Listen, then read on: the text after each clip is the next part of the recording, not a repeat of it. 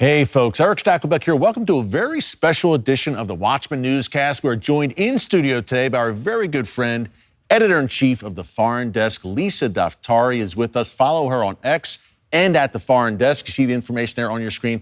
Lisa, great to have you back here in Dallas-Fort Worth at the TBN studios, and so much to talk about, obviously, with Iran, Israel. War seems to be looming. Lisa, you've got great sources on the ground inside Iran.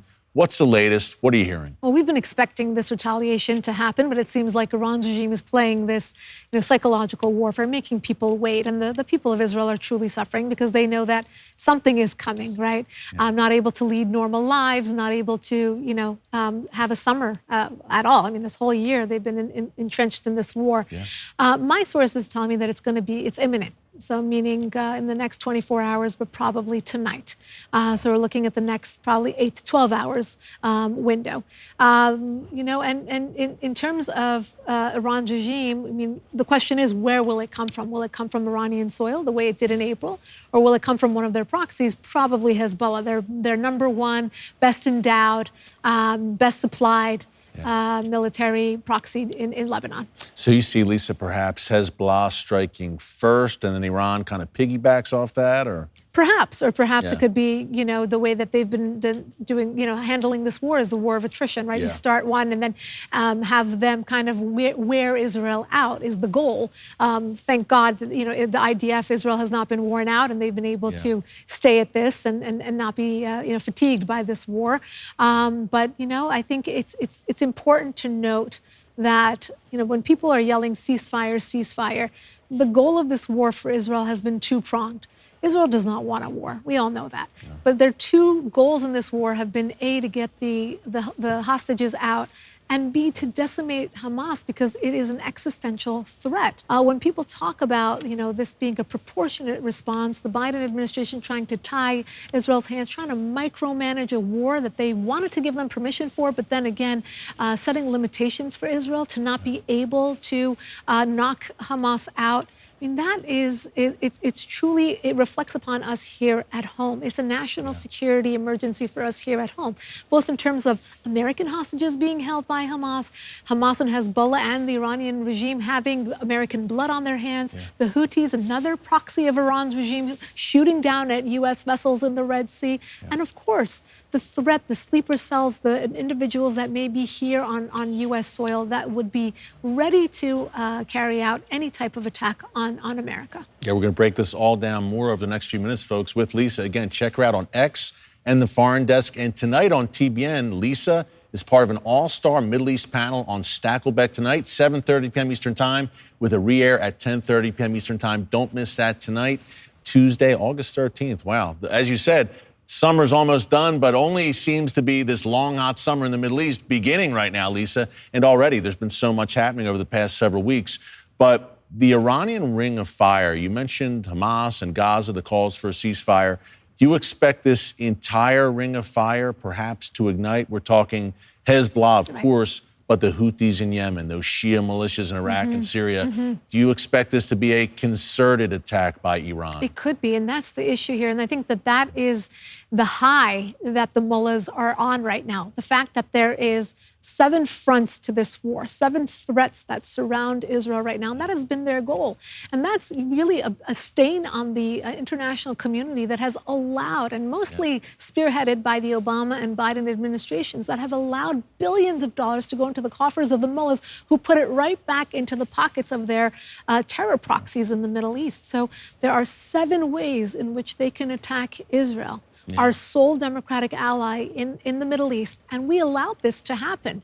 So now, yes, we pray that it's not a harmonized attack on Israel, that it is, kind of like whack-a-mole, the way that Israel has been able to handle it, and thankfully they have been able to handle it. But we hope that Hamas is not as much of a threat, but that now they can focus on Hezbollah and hopefully blocking anything that comes over from Iran. That's a key, Lisa. April 13th, obviously, historic in all the wrong ways. The first direct attack from Iranian soil against Israel. Over 300 projectiles, missiles, drones.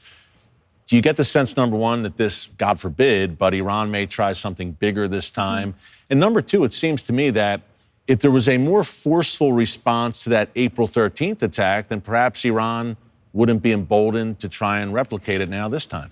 Well, there's a few things that we have to remember. Iran is emboldened to retaliate because of their reputation, because they were humiliated with the Hani attack on Iranian soil, right? Yeah. So it showed the prowess of the IDF, and it showed how ineffective the Revolutionary Guard was, that 2 of their members defected and sided with the Israelis to carry out such an attack. In Tehran. In Tehran. In Tehran, where he was attending the inauguration of their new president. So there's so many layers to that. Yeah. But what's important to remember is that the Iran regime is not suicidal.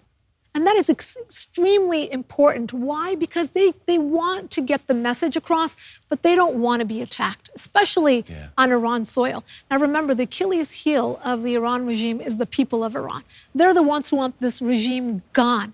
Now, if they were the main victims of the regime that are day in and day out living without their freedoms, living without basic rights, and if there should be an attack on Iran, I mean, the people of Iran would, I mean, this government wouldn't stand a chance. And maybe that would be a great thing. But they don't want that. And the regime is very, very cognizant of that. And for that reason, they have their proxies do the dirty work. But I do think, again, when you speak of deterrence, when you speak about the response to April, if Israel had the full support of the White House and the international community to carry this war out the way that they wanted to, I don't think we would have gotten this far. Lisa, great point. And how much is that lack of support from the Biden administration and essentially tying Israel's hands, how much does that play into, and I've been talking about this here on the channel over the past few days, how much does that play into Israel not striking preemptively here? Because it seems, man, for 2 weeks, Israel's been waiting to be attacked. Right. They know where it's going to come from, roughly the missile launchers in Lebanon and Iran.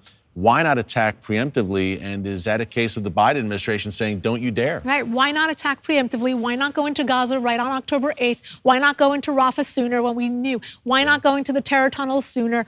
Why?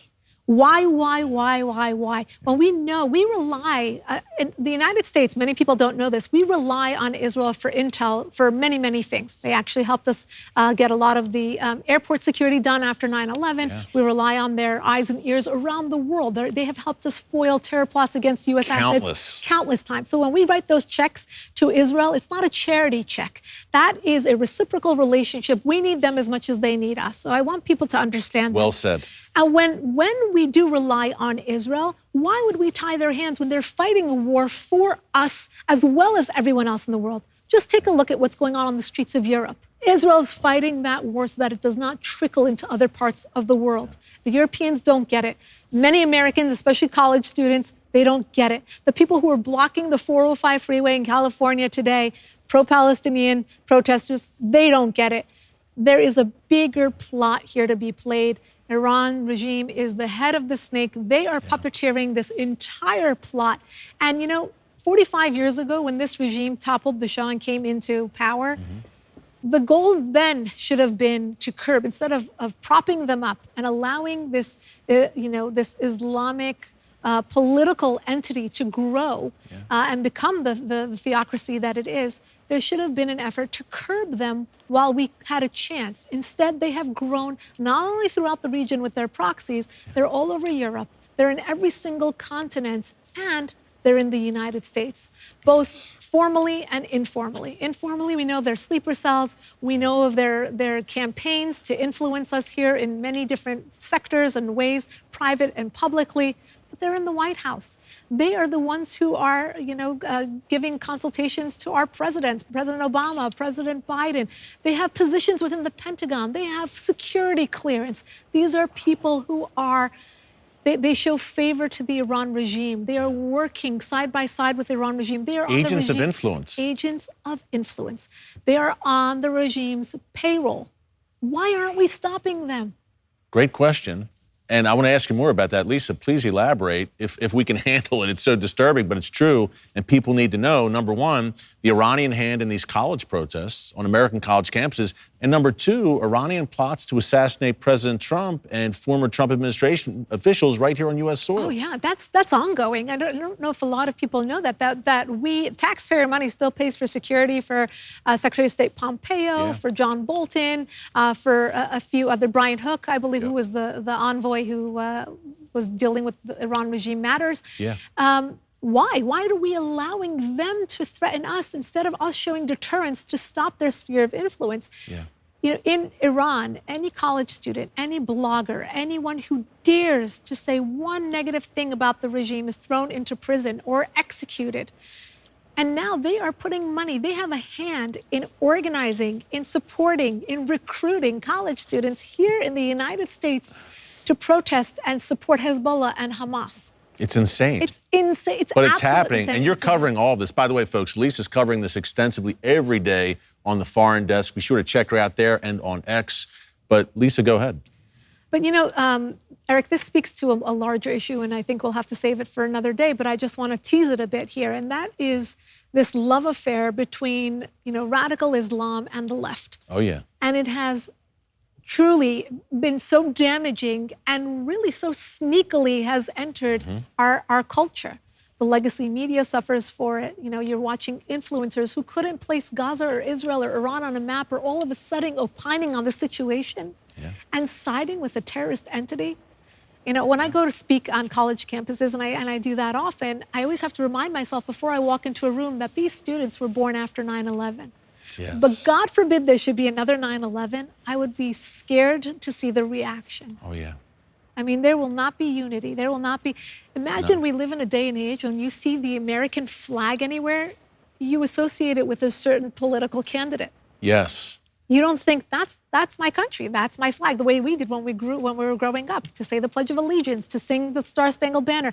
Yes. There is such this is all, and I'm jumping around a bit, but this is all to connect. I'm connecting the dots, and that there is a much larger plot at play here. And the American people have to wake up to it, and they have to stop it. It's the downfall of Judeo-Christian Western civilization. Absolutely. Is the goal. And Lisa, you cover the entire globe with the Foreign Desk, not just the Middle East. Do you see the recent events in the UK as a bit of a cautionary tale for the United States? Absolutely, absolutely. Years ago, before October 7th, so this is a few years ago, when we would see these types of crimes happening in certain parts of Europe, when you would see, you know, a certain population overwhelming the system. We talked about the buyer's remorse that a lot of countries like France, like the UK has with regards to the migrants that they let in without vetting, without any sort of pressure to assimilate to the country that they have migrated to. And now we see the results unfolding on the streets of France, in the UK. This is exactly what the U.S. has in store for them if we don't get in front of it. Yeah, we've let millions upon millions of people into this country illegally. We don't know where many of them are, who they are, their background. It seems like a recipe for disaster. Right, and you know what? This has become such a left-right issue, but it doesn't need to be. I am the daughter of immigrants. I am so grateful to my parents for legally immigrating to this country. It gave me and my siblings all the opportunities in the world. But not everyone who is coming over right now can be vetted. Not everyone who's coming over right now is well-intentioned. Not everyone who's coming over right now illegally through our southern border or our northern border is from Canada or from Latin America or Central America. We find people at the border, and we've done this at the Foreign Desk many, many times. It's one of our main stories from a few weeks ago was how over 1,000 people have been detained or have been detained. Now imagine how many have gotten away at the border who have been either terrorists, wannabe terrorists, or on the FBI's most wanted list. Over 1,000. Over 1,000 over the last 4 years. And I was in Eagle Pass a little while ago, Lisa. We did an investigative report down there, and it was stunning to talk to border police down there who were saying, look, many of the people, as you said, are not from Latin America. These are people from China, Yemen, Egypt, Iran, and they're crossing every day. Why does a Taliban official have to show up on our southern border, and why are we letting him in? Again, this number is only showing the people who have been detected. How about the people who got under the radar, who are living in our communities? And look at the crime. You know, I think many people have actually pointed to the fact that there is less crime in places like Venezuela because they're all here now. I mean, it's rising here. Crime and lawlessness in American cities, even small towns, through the roof. And many of them are the migrants who just arrived. Look, even if you look at it in a very benign way, you know, we're overwhelmed. We are overwhelmed. And that's not the point of this country. When we want to take people in and give them a better life, we should be able to do that. without them being homeless and on drugs and being raped and killed. And if you are a humanitarian, you should stand against that way or that manner in which they're being brought over into this country. Yeah, so it's a much larger topic, but it really points to the fact that, this is an attack on the foundation of this country and our Judeo-Christian values. 100%. They have belittled the institution of family, having children, getting married, going to church, being affiliated with your community, respecting your parents, respecting the police, respecting your teachers, and the list goes on. And we know what this is all about. Yeah. So there are definitely ties between what we're seeing unfold in the Middle East, in Europe, and of course, what we're going to see coming to a city near you. Lisa, so well said. And it's a world on fire. And speaking of which, I'm told we have an election here in November in the United States. But who is better equipped to handle that world on fire? Break down for us Donald Trump, foreign policy, national security, and a Harris-Waltz ticket, foreign policy, national security. I think of Iran first and foremost. There's a reason Iran has been attempting to assassinate President Trump. Right. They don't seem to want to see him back in office. Right. Not only attempting to assassinate him, but Microsoft came out with a report yesterday that said the Iran regime is attempting to meddle in our elections because, of course, they want Kamala Harris for president. It would mean another 4 years of being able to accumulate billions of dollars, no consequences, appeasement, really not being held to account. As they have not been for the last 4 years. With regards to the war in Ukraine, with regards to the war going on in the Middle East, we know that this is all a result of a weak foreign policy. Look, love him or hate him, Donald Trump stands for American superiority, leadership on the world stage, deterrence. There were no wars under his leadership, but there was a lot of deterrence, meaning people didn't dare, rogue leaders did not dare to do what they did. In the last 4 years. So I think, I would be worried for our ally Israel in the Middle East. I would be worried. Under a Harris administration. I would be worried for the people of Iran. I would be worried for the people of Venezuela. I'd be worried for the countries that surround China. The list goes on. I think when these countries see the opportunity for weak leadership in the United States, they take advantage. And that's the nature of those countries and those regimes. The nature of American administration is not what we have been seeing for the last 4 years or what we saw under President Obama. The nature of an American administration, regardless if it's Democrat or Republican, should be to love this country, to protect this country and its assets, to deter any other country from attacking our interests or working to attack our interests in the region or here at home. And that's not what we've been seeing. And I think these countries know that that's what they would be promised in a Waltz-Harris presidency. Yeah, and this should be a nonpartisan issue, everything you're laying out, Lisa. And yet, as you said earlier, it's become a left-right thing. If you want a strong American, strong national defense, you must be on the right. And if you're on the left, anything goes. Speaking of which, we've got about 6 months left in Joe Biden's term. January 2025 looms. Whoever gets in office, we don't know yet, Harris, Trump. But in that time span, are you concerned about what the enemies of America, Israel, and the free world could try in the next 6 months when it doesn't seem that Joe Biden's very engaged? He was last seen laying on the beach in Delaware someplace over the weekend. Kamala doesn't even give media interviews. So are you concerned about the next 6 months? Look, even before President Biden dropped out of the race, we had weak policy in the White House. Now it's a symbolically weak, physically weak White House as well. There's no leadership. There's no top down.